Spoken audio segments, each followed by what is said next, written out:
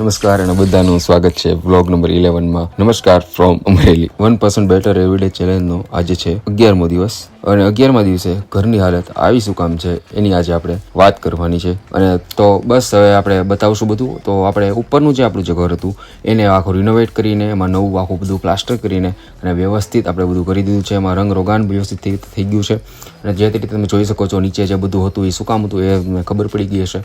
અને આ જે આપણું જે ઘર છે આગળનો પાછળનો જે રૂમ છે આગળનો જે રૂમ છે એ બધું અને બધું કમ્પ્લીટ વ્યવસ્થિત રીતે કર્યું. અને આપણું ઘરની આખી જે ટૂર હતી ત્યારબાદ નાસ્તાની વ્યવસ્થા ન હોવાથી બહાર ગયા. બહાર જઈને ચીઝ બોલ્સ અને સુગર ફ્રી કોફી લઈને અને ત્યારબાદ કેટલા સમય પછી મેગી એન્જોય કરીને આપણે ફરી પાછા ઘરે આવ્યા.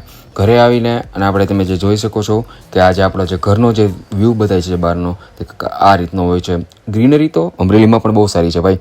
ત્યારબાદ સાંજે બહાર નીકળ્યા આપણે મિતભાઈ સાથે અને અમરેલીના બધા જ રસ્તા જે ખોદીને રાખ્યા છે કાંઈ વાંધો નહીં પણ ભવિષ્યમાં સારા પણ થઈ જશે. અને આપણા મોલ પણ અમરેલીમાં છે. તો બસ આ મિતભાઈને જ્યારે કેમેરો દેખાય ત્યારે ચૂલ ઉપડા વગર ના રહે. અને ત્યારબાદ લાલાવો હનુમાન જય હો બજરંગબલી. શનિવાર હોવાથી આપણે હનુમાન દાદાને ત્યાં ગયા. અને મિતભાઈ જે તમને આટલો સીધો સરળ જે લાગે છે એવું ખાસ ખરેખર છે નહીં. અને આ મિતભાઈનું કૂતરું આ માઇકી બેન છે આ. અને તે તમે જોઈ શકો છો બહુ જ ક્યુટ છે.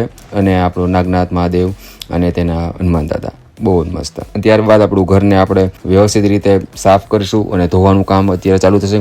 કાલ સવારે આપણે ત્યાં બધો સામાન વાળો શિફ્ટ કરવાનો છે એ પણ તમને આવતીકાલના બ્લોગમાં ખબર પડશે. તો આવી રીતે શાંતિથી આપણે જે સાવણો લઈને જે મંડ્યા પડ્યા છે ઘરને ધોવા માટે પણ એની અંદરની જે સિમેન્ટ જે છે જે ચોંટી ગઈ છે એ જાતી જ નથી. તેની માટે કાંઈ ઉપાય હોય તો જણાવવા વિનંતી. ત્યારબાદ આપણે ઓફિસે ગયા. આપણે રીલ એડિટિંગ કરવાની હોવાથી પાણી ઇન્ટેક કરતાં આપણે રીલને એડિટ કરીને આપણે ફરી પાછા ઘરે આવશું. અને એ પહેલાં તમે જે જોઈ શકો છો કે ધ્રુપાલસિંહ આપણે ઘરે મૂકવા આવ્યો તો થેન્ક્સ ટુ ધ્રુપાલસિંહ. તો ત્યારબાદ ઘરે પહોંચ્યા રેગ્યુલર પાણી ઇન્ટેક કરીને. અને માફ કરજો અહીંયા વાંચવાનું ને એ બધું નહીં થઈ શકે કારણ કે ઘરની જ હાલત છે તમે જોઈ એ અત્યારે હાલ માટે આવી છે. તો બસ તો આજ માટે આટલું જ. કાલે ફરી પાછા મળીશું.